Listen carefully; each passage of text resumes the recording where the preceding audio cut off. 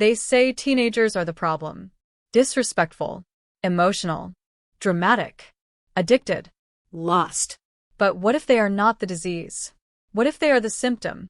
A teenage boy slams his door. A teenage girl goes silent at the dinner table. Parents call it attitude. But silence is not rebellion. It is unspoken pain. Behind every disrespectful teen is an emotional need that was ignored too many times. Teenagers don't just need food, school fees, and a roof. They need to feel seen. They need to feel heard. They need to feel significant. When those needs are unmet, they don't disappear. They mutate. The ignored teen searches for validation online.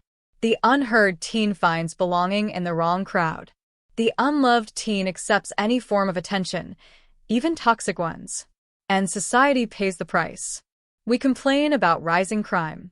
We complain about online extremism. We complain about intolerance and hate. But who raised the generation that now feels no empathy? A child who grows up emotionally dismissed learns one thing: feelings don't matter. So when they become adults, they repeat the pattern.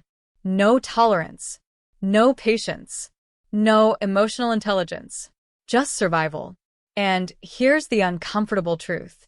When parents use fear instead of connection, when they say, "because I said so," when they punish emotion instead of guiding it, they are not building discipline.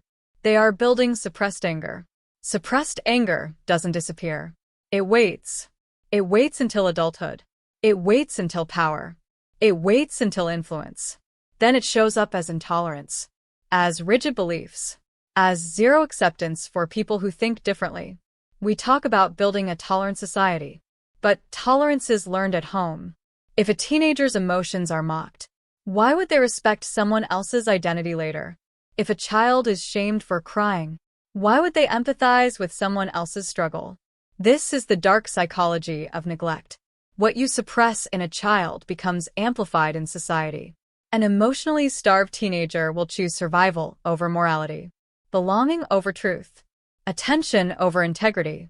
And when enough teenagers grow up this way, society shifts. More division, more hostility, less compassion. So maybe the real crisis isn't teenagers. Maybe it's parents who think control is the same as guidance.